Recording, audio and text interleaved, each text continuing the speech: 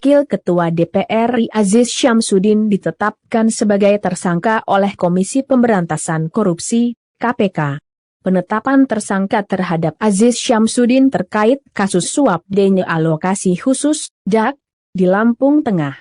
Komisi Pemberantasan Korupsi, KPK, menjemput dan memeriksa Wakil Ketua Dewan Perwakilan Rakyat, DPR, Aziz Syamsuddin Jumat malam, 24 September 2021.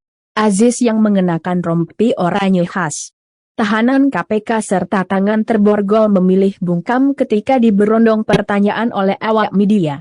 Ketua KPK Firly Bahuri mengatakan, Aziz Syamsuddin akan ditahan di rutan Polres Jakarta Selatan selama 20 hari ke depan. Saat itu, Robin diminta untuk mengurus kasus yang melibatkan Aziz Syamsuddin dan Aliza Gunado di Lampung Tengah. Aliza ialah mantan pengurus Angkatan Muda Partai Golkar, AMPG. Saat itu, Robin berdiskusi dengan advokat bernama Maskur Husain. Mereka pun setuju dengan meminta imbalan 2 miliar rupiah dari masing-masing Aziz Syamsuddin dan Aliza Gunado. Aziz pun diminta memberikan uang muka terlebih dahulu. Secara terpisah, Maskur Husain pun membuka rekening untuk mempermudah penerimaan uang.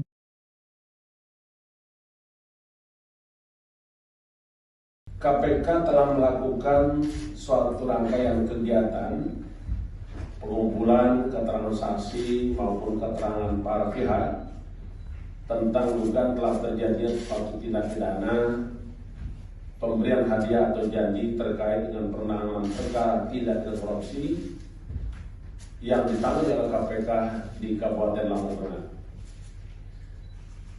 Kegiatan dalam rangka pengumpulan keterangan dan bukti tadi telah menemukan bukti permulaan cukup sehingga kita tingkatkan ke tahap penyidikan, dan pagi hari ini kami sampaikan kepada segenap anak bangsa bahwa KPK telah, kita ada rekan-rekan melihat dan mengikuti apa yang terjadi siang tadi sampai pagi hari ini.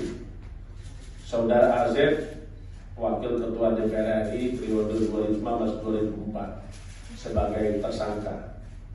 Mengingat yang bersangkutan meminta penundaan pemanggilan dan pemeriksaan pada hari Jumat kemarin, karena yang bersangkutan memberikan keterangan kepada KPK bahwa yang bersangkutan sedang menjalani isolasi mandiri, sebabnya karena sempat berinteraksi dengan seseorang yang dinyatakan positif COVID-19.